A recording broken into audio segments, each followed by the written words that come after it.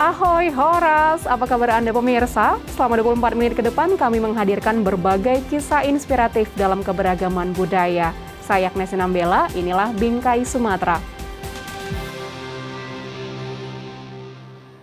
Penanaman karakter anak lewat literasi Islam terus digalakkan, apalagi di era digitalisasi saat ini. Seperti yang dilakukan oleh Lembaga Amil Zakat Nasional Jalaluddin Pane Foundation atau Lasnas DPF. Mereka mendirikan sebuah madrasah di Jalan Lizadri Putra, Medan yang diperuntukkan bagi anak-anak untuk menimba ilmu agama. Berikut liputan selengkapnya.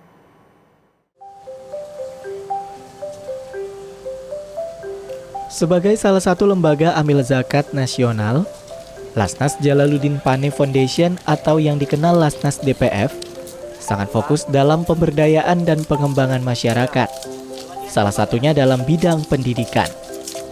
Pada Agustus 2021, mereka mendirikan sebuah madrasah atau tempat belajar agama bagi anak-anak bernama Madrasah Jalaluddin. Madrasah yang berlokasi di Jalan Lizadri Putra, Kota Medan ini didirikan sebagai wujud kepedulian akan pendidikan agama anak-anak yang mulai tergerus oleh perkembangan teknologi. Jadi yang melatar belakangi pendidikan bahasa ini adalah karena pendiri dari yayasan ini menginginkan untuk melahirkan generasi-generasi yang Islami kan, berwawasan Al-Quran. Selain daripada itu juga ingin menjadikan generasi selain pada memiliki wawasan Islami juga berkarakter begitu. Makanya kan sejak mulai dari proses kita anak-anak masuk di sini, kita sudah membiasakan mereka untuk apa? Tertib, untuk mengatur sandal seperti ini. Ini salah satu karakter yang kami tanamkan sejak dini kepada anak-anak yang ada di sini. Yang menjadi fokus utama, goal besarnya adalah sebenarnya sih ingin menjadikan anak-anak itu bisa menghafal Quran di sini. Tapi langkah dasar yang kami lakukan adalah dengan melakukan proses pembelajaran, ya kan, Iqra ataupun Quran untuk anak-anak yang ada di sekitar sini. Di sebuah bangunan permanen inilah anak-anak belajar agama mulai hari Senin hingga Jumat. Mereka diajarkan mulai dari pengenalan huruf hijaiyah, memperlancar bacaan Al-Quran dengan memperhatikan aturan dan tanda membacanya, hafalan Al-Quran, serta pembelajaran terkait penanaman akidah dan akhlak anak-anak. Prinsip penanaman karakter lewat literasi Islam terus diupayakan melalui pola pembiasaan, pemberian teladan, dan membangun disiplin yang disisipkan dalam setiap proses belajar mengajar. Hingga kini ada sekitar 30 anak yang menempuh pendidikan di madrasah ini. Anak-anak yang belajar di sini berusia 5 hingga 12 tahun. Mereka berasal dari wilayah sekitar Simpang Selayang, Medan. Anak-anak ini juga tidak membayar iuran sedikit pun karena kegiatan belajar agama di madrasah ini gratis. Kehadiran Madrasah Jalaluddin ini diterima dan disambut dengan gembira oleh anak-anak yang tinggal di sekitar madrasah. Salah satunya Asmi Khairani Borumungkur. Anak berusia 10 tahun ini merasa sangat senang dengan adanya madrasah ini. Ia bisa mengisi waktu luangnya sepulang sekolah dengan belajar agama di sini. Dan ia berharap kelak dapat menjadi seorang penghafal Al-Quran. Menurut Asmi, madrasah ini baik, bagus, dan ustadz dan ustazahnya baik-baik, dan kawan Asmi juga rame. Diajari tentang pelajaran fikih, akidah, sejarah Islam, dan Al-Quran. Harapan Asmi untuk madrasah ini semoga madrasah bisa membimbing kami dengan baik. Kedepannya Lasnas DPF akan mengembangkan madrasah ini menjadi sebuah pesantren yang dapat menampung anak-anak untuk mendalami ilmu agama. Karena ilmu agama sangat penting bagi kehidupan mereka kelak.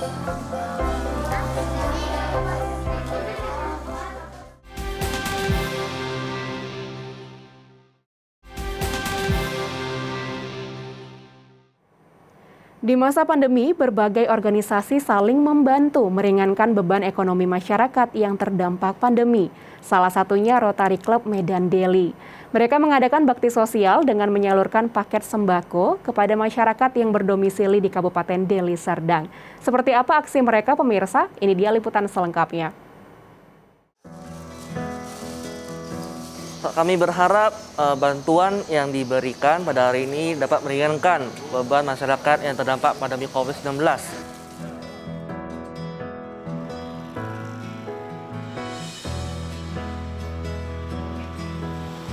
Hingga kini, masyarakat di Indonesia masih terus berjuang untuk bertahan hidup di tengah pandemi COVID-19. Pandemi memang telah mengakibatkan dampak bagi sendi-sendi kehidupan, terutama mata pencaharian masyarakat ekonomi lemah di berbagai daerah, termasuk di daerah Lubuk Pakam, Kabupaten Deli Serdang, Sumatera Utara. Berkurang lah.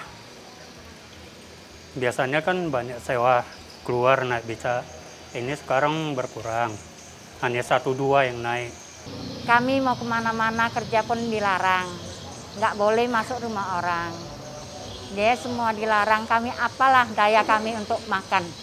Dulu sama sekarang lain Kak, dulu cari makan enak, sekarang payah dah cari makan. Sekarang hari dapat 1 trip, 2 trip. Prihatin dengan dampak ekonomi yang begitu terasa bagi kehidupan masyarakat, Rotary Club Medan Deli mengadakan bakti sosial berupa pembagian paket sembako ke berbagai daerah di Kota Medan dan Kabupaten Deli Serdang. Seperti di daerah Kota Bangun dan Pandohulu II yang berada di Kota Medan, hingga Kecamatan Percut dan Jalan Medan Binjai kilometer 13,5 di Kabupaten Deli Serdang. Di bakti sosial yang kelima ini, Rotary Club Medan Deli memilih 2 lokasi di Kabupaten Deli Serdang, yaitu Kecamatan Batangkuis dan Lubuk Pakam. Paket sembako yang dibagikan berupa beras 10 kg, mie instan, kecap, minyak goreng, gula, kental manis, dan teh. Seperti yang kita ketahui, visi misi Rotary Club adalah membantu masyarakat yang prasejahtera, masyarakat yang membutuhkan uluran tangan orang-orang yang sangat peduli dengan sosial masyarakat. Kitalah sebagai uluran tangan para donatur untuk masyarakat prasejahtera, termasuk di masa pandemi COVID-19 ini.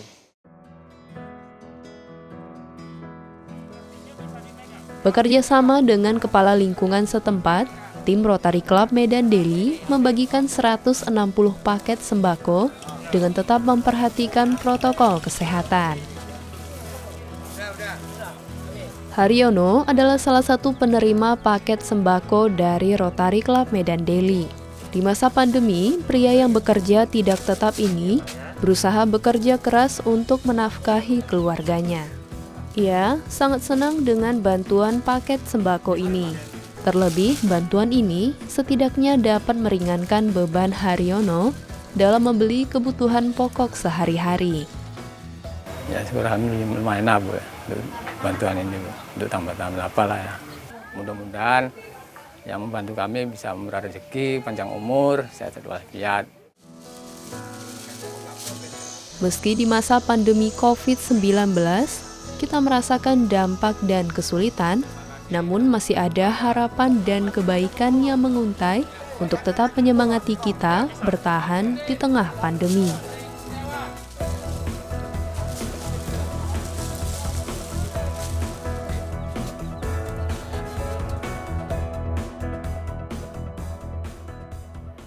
Dalam dunia kepariwisataan, kita mengenal konsep wisata minat khusus atau ekowisata.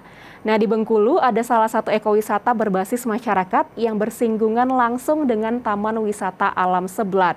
Ekowisata ini mampu memberdayakan masyarakat lokal dan prinsipnya adalah konservasi. Berikut liputan selengkapnya.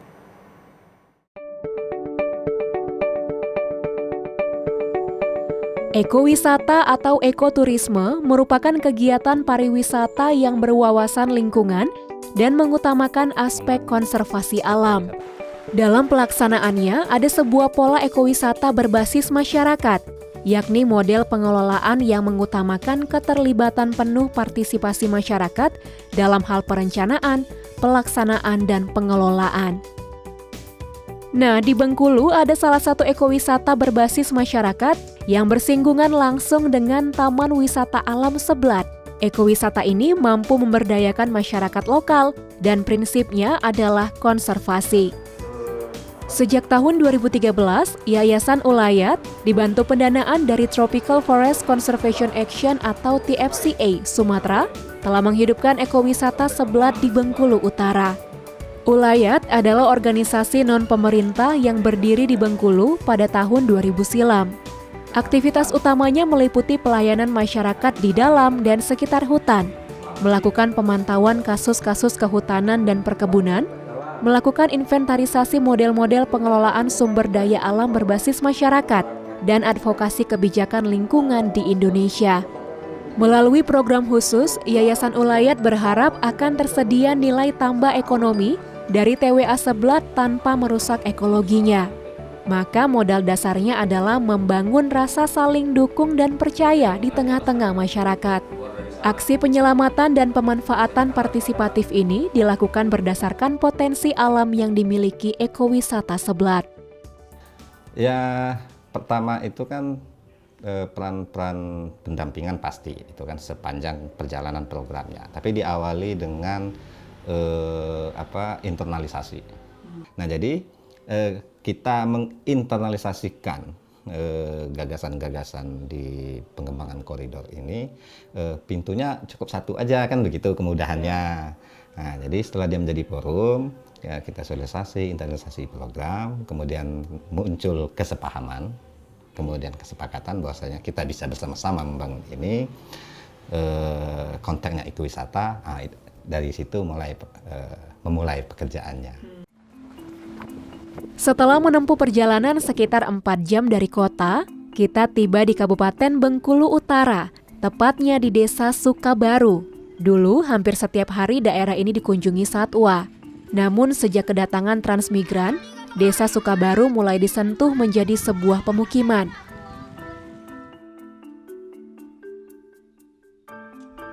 Di Kecamatan Marga Sakti Seblat, Desa Sukabaru ini merupakan salah satu desa yang letaknya berbatasan langsung dengan Taman Wisata Alam Seblat. Hanya dibatasi oleh sungai, maka baik secara langsung maupun tidak, seluruh aktivitas masyarakat lokal bersinggungan dengan kawasan TWA. Masyarakat beranggapan bahwa TWA dan ekowisata Seblat harus dijaga kelestariannya, sebab mereka bergantung dengan alamnya. Sistem ekowisata berbasis masyarakat sebenarnya sudah berjalan di desa ini, akan tetapi pengembangannya belum maksimal. Yayasan Ulayat mengawali langkahnya dengan melakukan pendekatan terhadap kelompok yang tersebar, kemudian mencoba menata ulang pengelolaan ekowisata Seblat. Tahun 2013 lalu, sejumlah kelompok pengelola yang tadinya tersebar selanjutnya dihimpun dalam kumpulan yang lebih besar, yakni Forum Ekowisata Desa Sukabaru yang disingkat Forkodesu. Mayoritas dari mereka yang bergabung adalah mantan pelaku pembalakan liar, yang saat ini justru berbalik menjadi pelaku pelestarian. Karena program ini berbentuk ekowisata berbasis masyarakat, maka Yayasan Ulayat dan Forkodesu dilibatkan langsung dalam identifikasi wisata, penyusunan paket wisata, pemandu, bahkan sampai promosi wisata. Sebagai bentuk dukungan dan kontribusi kepada ekowisata dan kawasan TWA Seblat, maka setiap wisatawan diwajibkan menanam pohon. Kemampuan regenerasi hutan di kawasan ekowisata dan TWA Seblat harus dibantu dengan penanaman kembali bibit-bibit pohon. Pengelolaan hutan diyakini baik apabila mampu memberikan manfaat ekonomi, sosial budaya secara berkelanjutan. Ekowisata dengan pola partisipatif tidak hanya mampu menjaga alam, tetapi juga mampu mendongkrak taraf hidup masyarakat lokal.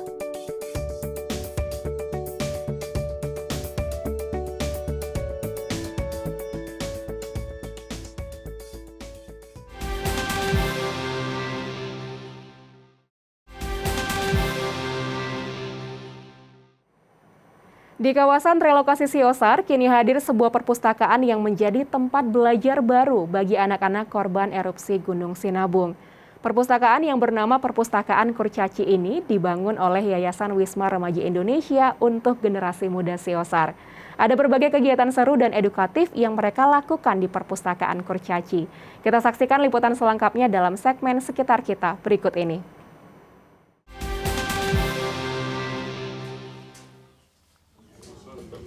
Adanya perpustakaan ini sangat membantu Kak dia, karena kemarin sebelum ada dibuat perpustakaan, anak-anak banyak main-main gitu.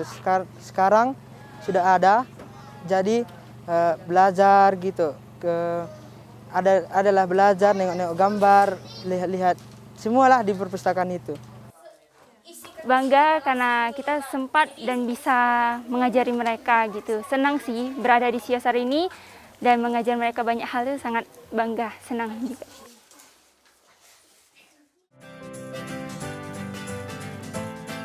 Sejak tahun 2015, kawasan relokasi Siosar menjadi rumah baru bagi anak-anak korban erupsi Gunung Sinabung. Letaknya cukup jauh dari pusat kota Kabanjahe, di mana anak-anak bersekolah. Fasilitas untuk mendukung pendidikan juga belum begitu memadai di kawasan ini. Namun, beberapa bulan belakangan, sejak hadirnya sebuah perpustakaan di sini, anak-anak serta remaja Siosar memiliki aktivitas baru. Perpustakaan Kurcaci namanya. Perpustakaan ini menjadi wadah berkumpul dan belajar bagi para remaja dan anak-anak Huntap Siosar. Hampir setiap hari mereka menghabiskan waktu di perpustakaan yang berdiri sejak bulan Agustus ini. Makarsa Sitepu, remaja 17 tahun yang saat ini duduk di kelas 2 SMA, bersyukur dengan adanya perpustakaan ini. Ia, teman-teman seusianya, dan anak-anak SD dapat mengerjakan tugas sekolah, saling mengajari satu sama lain di sini. Sehari-hari kami ke sini juga Kak dia, kayak siap-siap daring. Kami suruh anak-anak ke situ, anak-anak SD siap daring gitu, kami ke sini, ya kan. Kami ajaklah anak-anak SD untuk mengerjakan PR mereka, kami yang ngajari gitu. Kalau siapa yang belum tahu baca, kami ajarin gitu, biar ada sedikit pengetahuan dari Kurcaci ini, Kak. Perpustakaan Kurcaci dibangun oleh Yayasan Wisma Remaja Indonesia, sebuah yayasan pendidikan dan budi pekerti yang berpusat di Kota Medan. Anak-anak didik Wisma Remaja sendiri yang merenovasi bangunan perpustakaan ini. Bangunannya memang menarik perhatian, karena dipenuhi dengan coretan doodle yang unik dan lucu. Perpustakaan Kurcaci merupakan persembahan Wisma Remaja untuk generasi muda Siosar. Sekali atau 2 kali dalam sebulan mereka berkunjung, melakukan kegiatan bersama remaja setempat. Bagi Juliani Wijaya, salah seorang anak didik Wisma Remaja, belajar dan berbagi dengan para pemuda Siosar merupakan pengalaman yang menyenangkan. Juli, yang tahun ini akan kuliah di Taiwan, berharap semangat belajar mereka semakin tumbuh dengan adanya perpustakaan Kurcaci. Pertama kali ketemu itu di saat kita menggambar di dinding ini ya, gambar doodle. Itu kesannya aja mereka sering lewat dari sini tuh seneng banget gitu, kayak ih lucu kali, bagus sekali gitu kan gambarnya. Dan setelah itu, setelah selesai kita gambar, kita pun taruh buku-buku di sini. Mereka datang tuh, mereka tuh sangat antusias, mereka tuh senang banget gitu, ceria karena ada banyak buku, bisa dibaca, bisa dilihat gambarnya, bisa diwarnai, banyak juga alat-alat tulis, mau pensil warna juga banyak, jadi mereka tuh sangat senang gitu. Jadi niat mereka belajar tuh jadi bertambah jadinya. Harapannya setelah kami tidak ada lagi di sini gitu kan, kami akan pergi ke Taiwan kuliah. Harapannya mereka juga tetap sama seperti saat ini gitu. Datang di sini, belajar bareng-bareng, sama-sama belajar, saling mendukung juga, dan tetap seperti ini sampai seterusnya gitu. Kegiatan bersama para remaja Siosar lebih condong pada kegiatan edukatif yang mengasah keterampilan dan minat mereka. Selain merangkai bunga dari kertas, Wisma Remaja juga berbagi ilmu tentang meracik kopi. Hal ini selaras dengan potensi kopi Siosar yang sedang naik daun. Kegiatan-kegiatan ini diharapkan dapat menjadi bekal keterampilan hidup bagi remaja Siosar ataupun ide untuk peluang usaha yang bisa mereka lakukan sejak muda. Harapannya sih banyak, Kak. Yang terutama itu untuk memajukan remaja, memajukan pekerjaan remaja gitu, Kak. Jadinya yang sebelumnya nganggur bisa diubah gitu, entah kayak tadi belajar membuat kopi, cara membuat bunga gitu. Kepada kakak-kakak Wisma Remaja banyak terima kasih karena berkat mereka ada pergerakan sedikit kepada kami. Karena dari perbuatan sedikit itu lama-lama akan menjadi lebih baik ke depannya. Buku-buku di perpustakaan Kurcaci datang dari sumbangan masyarakat Kota Medan. Buku-buku yang ada beragam, mulai dari buku cerita dan pelajaran untuk anak SD hingga SMA. Setiap kali datang ke Siosar, Yayasan Wisma Remaja Indonesia selalu membawa buku-buku baru untuk tambahan koleksi perpustakaan Kurcaci.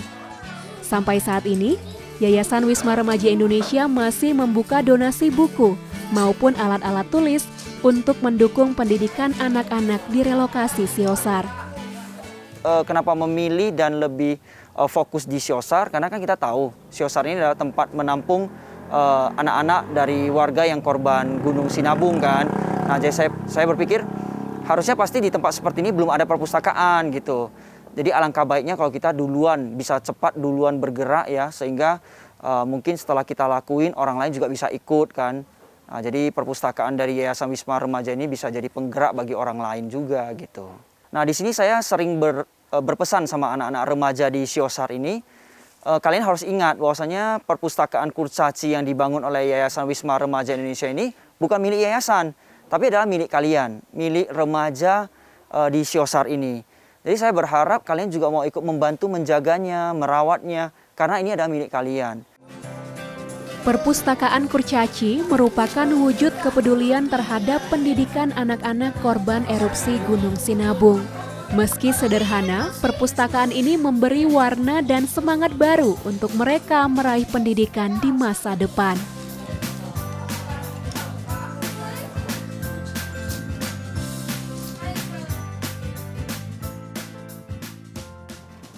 Sekian program Bingkai Sumatera, jaga diri Anda dengan menerapkan protokol kesehatan 5M dimanapun Anda berada. Memakai masker, mencuci tangan pakai sabun dan air mengalir, menjaga jarak, menjauhi kerumunan, serta membatasi mobilitas. Tetap semangat menyebarkan kebaikan, saya Agnes Nambela pamit, sampai jumpa.